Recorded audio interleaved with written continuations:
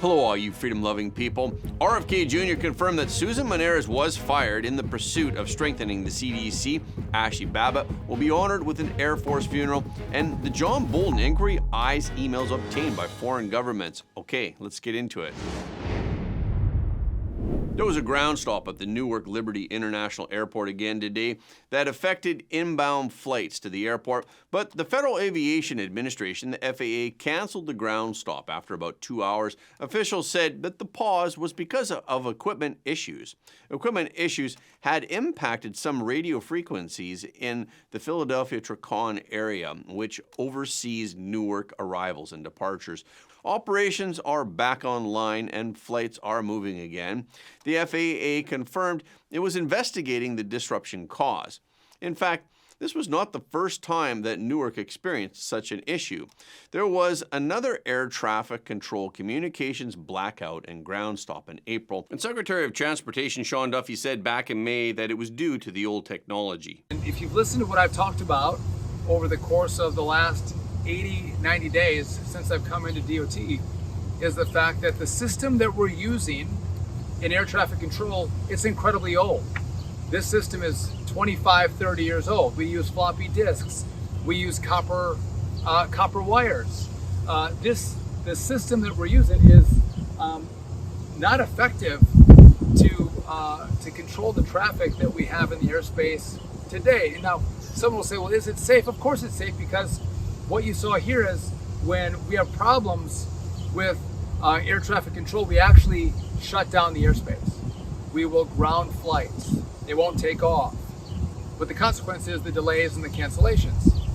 And so what we're seeing here at the Philly-Tricon, that actually can be what's going to happen across the country, which is why next week I'm coming out with a plan that's going to build a brand new air traffic control system, state-of-the-art, gold-plated, envy of the world, touching every phase of the systems that the air traffic controllers use. We're going to lay fiber. We're going to get new radar. There are new radios, new ground sensors. The equipment that is facing the controllers to all the back-end equipment, we're going to replace it all. And by doing that, we're going to guarantee that our airspace is not just safe, but the airspace will be far more efficient. While the FAA addresses technical challenges in the skies, the Air Force is drawing attention to a different matter on the ground. Yesterday, the Air Force agreed to provide military funeral honors for Ashley Babbitt. Babbitt was the Air Force veteran who was shot and killed during the January 6, 2021 Capitol breach. This move reverses a 2021 decision that blocked a request by Babbitt's family at the time. A letter from an Air Force official that was made public by a legal group confirms the change. Yesterday, Judicial Watch, which is a conservative legal group that represents Babbitt's family, released a letter dated August 15th. The letter came from Air Force Undersecretary Matthew Lohmeyer, which confirmed the reversal of the earlier decision. In the letter, Lohmeyer wrote that the service erred in its earlier denial and that upon further review of the case, Babbitt would be eligible for funeral honors. The Air Force initially denied the family's request in February of 2021, but after reviewing new information about Ashley's death, Lohmeyer realized that the earlier decision was wrong, so she wrote that letter. Babbitt was shot and killed by Capitol Police Officer Michael Byrd as she attempted to climb through a broken door window on January 6. She was shot in the shoulder and pronounced dead about an hour later in a Washington hospital. About a month later, then Air Force Personnel Chief Lieutenant General Brian Kelly informed Babbitt's family that funeral honors were denied because of Babbitt's actions at the Capitol. The Air Force's reversal of the denial of military funeral honors came months after the federal government agreed to pay nearly $5 million to Babbitt's family in a settlement over her death. Yesterday, the White House announced that Susan Maneras, the director of the Center for Disease Control and Prevention, was fired. This took place less than a month after she was sworn in. Late on Wednesday, a White House spokesman, Kush Desai, said that Maneras was not aligned with the president's agenda of making America healthy again. Desai said that since Maneris had refused to resign, despite informing Department of Health and Human Services leadership of her intent to do so, the White House has terminated Maneris from her position with the CDC. Earlier on Wednesday, HHS announced that Maneris was no longer director of the CDC.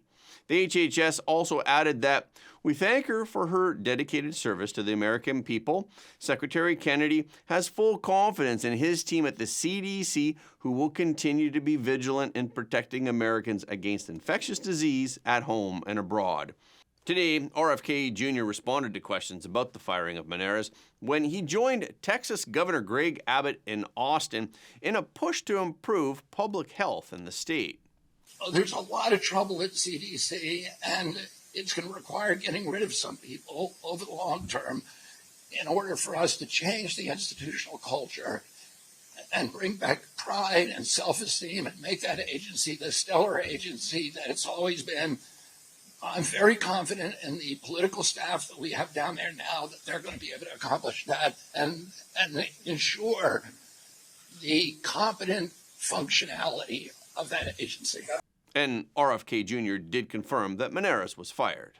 I would say this, that first of all, I will confirm that we let go Susan Maneris yesterday. I'm not going to talk about personnel issues, but the CDC is an agency that is very troubled for a very long time, and anybody who lived through the COVID pandemic and saw all of these bizarre recommendations that were not science-based, all the misinformation, understands that the CDC has on its website today that among the top 10 medical innovations, greatest medical accomplishments in history was abortion.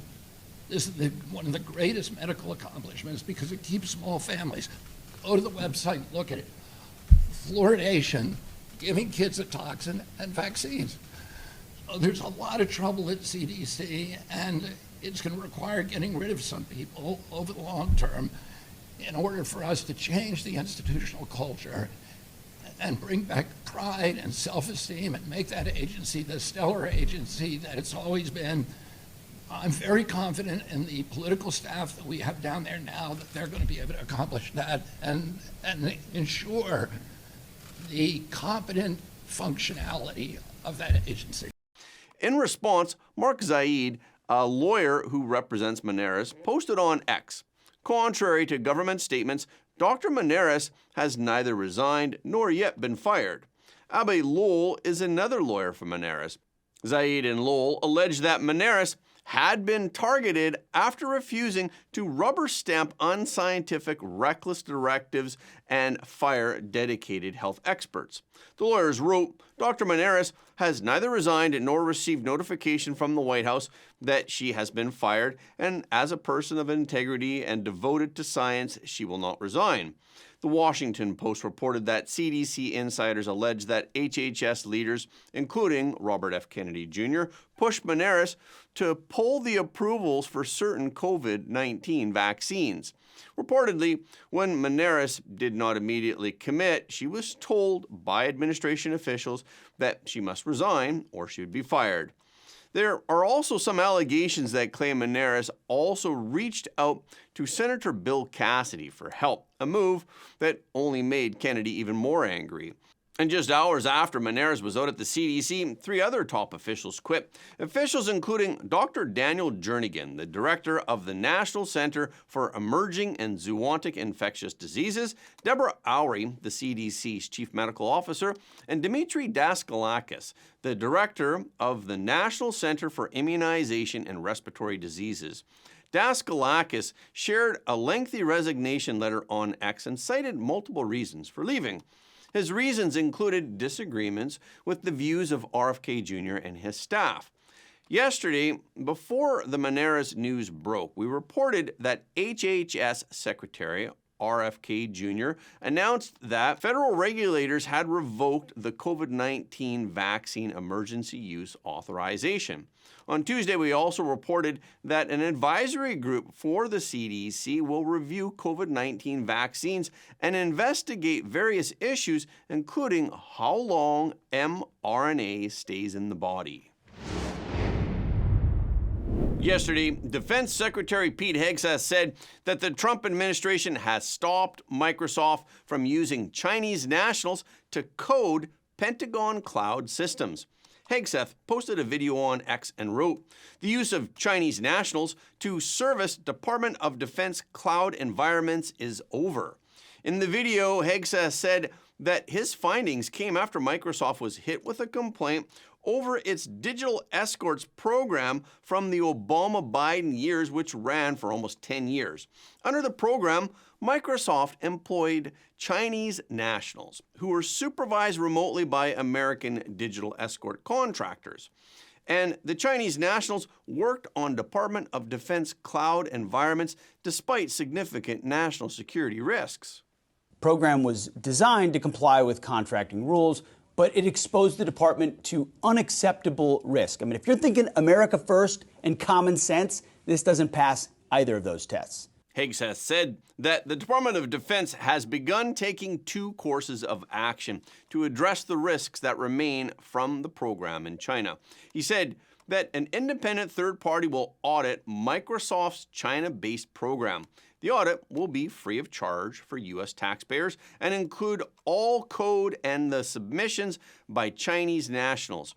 And for the second action, Hegseth said that experts for the Pentagon will also investigate Microsoft's digital escort program and the Chinese nationals that it used. These investigations will help us determine the impact of this digital escort workaround. Did they put anything in the code that we didn't know about?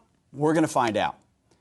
Additionally, all Department of Defense software vendors will identify and terminate any Chinese involvement in DoD systems. It blows my mind that I'm even saying these things. It's such common sense that we ever allowed it to happen. That's why we're attacking it so hard. Microsoft said in July that it had stopped using China-based engineers for Pentagon support. The change came after a ProPublica report flagged the issue, which drew the attention of Senator Tom Cotton. Back in 2022, Amazon, Google, Microsoft, and Oracle won up to $9 billion to build the Joint Warfighting Cloud Capability Program. The Joint Warfighting Cloud Capability Program is a system designed to provide cloud services across all security and classification levels. Last week, we reported that FBI agents raided the D.C. area home and office of John Bolton, who was the former national security advisor to President Trump. The raid was part of a high-profile national security investigation. The investigation was first launched in 2020. During the Biden administration, the intelligence officials collected information which allegedly showed that Bolton had mishandled classified information. Investigators gathered data from a foreign spy service, including emails with sensitive information that Bolton allegedly sent on an unclassified system to associates while serving in the first Trump administration. But later, also during the Biden administration, the investigation was shut down. And now it has been brought back by FBI Director Kash Patel. And new revelations show that the case is more complicated than first thought. The new revelations suggest that a long-running investigation into Bolton's activities changed over time, and that some of the issues echo past inquiries into the handling of national security secrets. Reportedly, the emails in question were sent by Bolton, and they included information that appeared to derive from classified documents that he had seen while he was the national security advisor. Bolton allegedly sent the messages to people close to him who were helping him gather material that he would ultimately use in his 2020 book, The Room Where It Happened. It's not clear what country intercepted Bolton's emails, but Iran, Russia, and China had big reasons to want them while he was the national security advisor.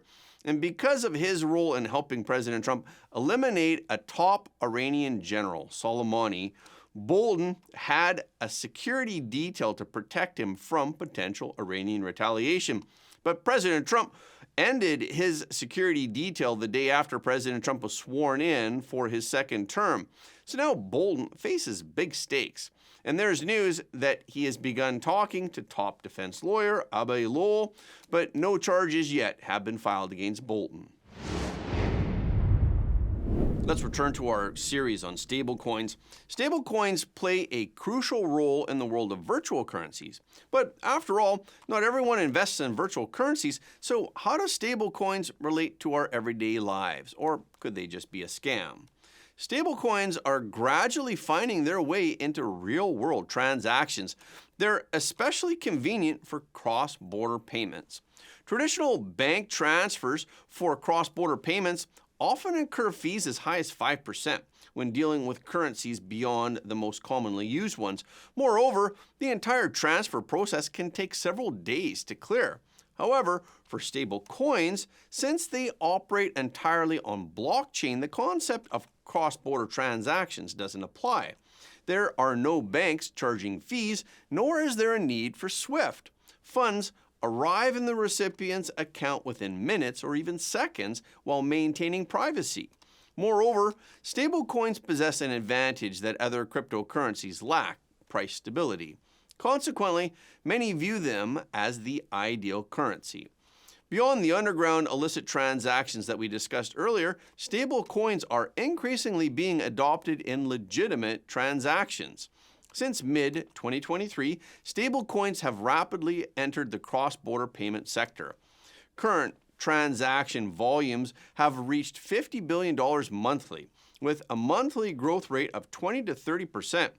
Entities like Amazon and Walmart, which have massive cross-border payment needs, are now at the forefront of stablecoin deployment.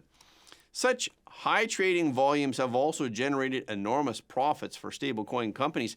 Tether's profit last year reached $13 billion US, yet the company employs only around 120 people. This translates to over $100 million in profit per employee. In terms of per capita profitability, Tether ranks among the world's most profitable companies. The profit model for stablecoin companies is quite straightforward. They invest the US dollar deposits that customers exchange for stablecoins into extremely stable short-term treasury bills or overnight reverse purchase agreements. With U.S. interest rates currently so high, stablecoin companies can easily generate substantial interest income. For example, Tether has issued $150 billion worth of USDT. Calculated at a 4% interest rate, its annual interest income amounts to $6 billion. And Circle's revenue for 2024 was $1.68 billion. Stablecoin companies generate profit far exceeding those of traditional banks, but they lack the credibility that traditional banks possess. Another real-world application of stablecoins is in countries experiencing high inflation coupled with strict foreign exchange controls such as Argentina, Brazil, Nigeria, and Turkey. Since 2022, citizens in these nations have endured severe inflation. Consequently, these populations have privately adopted stablecoins on a massive scale as digital dollars for transactional payments. The initial reaction of these governments was to ban stablecoins. However, public demand for stablecoins proved too strong to suppress, so these governments promptly shifted course to actively support them. Rather than letting money flow into the black market, they embraced stablecoins to bring underground market funds into the light. For instance, Brazil has begun experimenting with integrating stablecoins into its official payment system, Pix. In Argentina, residents can also legally use stablecoins to pay rent. Now, the total amount of stablecoins in the world exceeds 250 billion, and it has increased more than 20 times in 5 years. Although its market capitalization is 1/8 that of Bitcoin, stablecoins have surpassed Bitcoin in trading volume. In 2024, the transaction volume of stablecoins was $27.6 trillion US, which exceeded the total payment of Visa and MasterCard in 2024. Of course, stablecoins also have some negative attributes. In addition to what we discussed earlier, the cryptocurrency world periodically erupts with fraud scandals. So it's only natural for people to question whether cryptocurrencies are a scam. This may also be why various countries have begun enacting laws to regulate virtual currencies. Governments' attitudes towards cryptocurrency fall into three categories. The first category actively promotes virtual currency development. Examples include Singapore, Hong Kong, and the United Arab Emirates. The UAE in particular has consistently been at the forefront of virtual currency innovation. In most countries, what companies and individuals can do is generally determined by what the government permits. However, in the UAE, anything not explicitly prohibited by the government is open for experimentation. The UAE welcomes major virtual currency companies to conduct various trials within its borders, even offering tax exemptions. The second category is the cautiously inclusive approach, primarily represented by the United States and the EU. Although the EU introduced regulatory legislation relatively early, its stance has been extremely cautious, even more so than the US. For instance, the EU prohibits stablecoins from paying interest, and it imposes strict limits on daily transaction volumes. These regulations effectively constrain the development of stablecoins in Europe. The EU is concerned that the growth of stablecoins could raise additional challenges in terms of financial stability, the smooth operation of payment systems, monetary policy transmission, or monetary sovereignty. South Korea also maintained a relatively hostile stance toward cryptocurrency until 2021. However, this does not mean that the country could avoid the impact of cryptocurrency. As we've discussed, Asia has been particularly enthusiastic about cryptocurrency. Given South Korea's location being so close to China, many cryptocurrency scammers who couldn't operate in China have moved to neighboring countries to continue their schemes. The headquarters of LunaCoin, which was embroiled in a scandal in 2022, is located in South Korea. It caused South Korean investors to lose nearly $4 billion. Consequently, the South Korean government introduced a series of laws to strictly regulate cryptocurrencies. But despite the government's strict oversight, enthusiasm for cryptocurrencies remains undiminished among South Korean public. This is especially true given the current president Lee Jae-myung, who holds a favorable stance toward stablecoins and cryptocurrencies. In his campaign platform, he explicitly stated that he would permit the Korean won stablecoin. Many countries have shifted their stance on stablecoins from cautious to acceptance over the past year. This includes China. However, China's change is linked to developments in the United States. Attitudes toward cryptocurrency also involve strategic competition among major powers. The third category is strictly prohibited. This includes Bangladesh and Afghanistan, but our focus today is on the recent U.S. stablecoin legislation and its resulting international implications. The United States recently passed the Genius Act to institutionalize dollar-pegged stablecoins. Market estimates suggest that the additional supply of dollar-pegged stablecoins over the next 3 years could reach $1.75 trillion. The U.S. government's proactive promotion of stablecoins likely stems from multiple considerations. Among the primary factors are, first, to strengthen the international dominance of the U.S. dollar. This was explicitly stated by Treasury Secretary Scott Bessent in March. He said, as President Trump described, we are going to keep the U.S. the dominant reserve currency in the world, and we will use stable coins to do that. Against this backdrop, the Chinese Communist Party is attempting to use BRICS in order to challenge the dollar's dominance and advance de-dollarization. President Trump, on one hand, threatens BRICS member states with 100% tariff penalties for participating in de-dollarization operations, while on the other hand, he seeks to leverage stablecoins to reinforce the status of the U.S. dollar. Although stablecoins can be pegged to any currency, 99% of stablecoins on the market are U.S. dollar pegged. Therefore, promoting stablecoins is equivalent to promoting the U.S. dollar. For instance, take Brazil and Argentina, the countries we mentioned earlier that use stablecoins. If they were to adopt dollar-pegged stablecoins exclusively in the future, it would mean that their economies would be fully dollarized. Their domestic currencies would effectively exit the market. The second reason the U.S. is promoting stablecoins is to stimulate demand for U.S. Treasury bonds. Since most stablecoins are pegged to the U.S. dollar, 60% of their underlying reserve assets consist of short-term Treasury bonds. Following the passage of the new legislation, this proportion may increase further. For instance, Tether ranked as the 7th largest purchaser of U.S. Treasuries in 2024.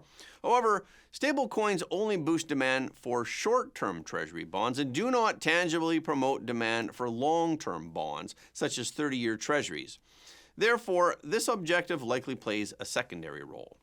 But the Chinese Communist Party still feels immense pressure from the United States' new measures. Okay, we'll continue this discussion tomorrow. And that's a wrap for this episode. Thank you so much for your support of Front Page. Please remember to leave a comment below the video. This is really helping us to be seen all around the world. The more people who watch Front Page, the more freedom-loving people the world will have. And please hit the like button and hit the notification bell after subscribing. And please share this video with your friends and family because everybody deserves to know the truth.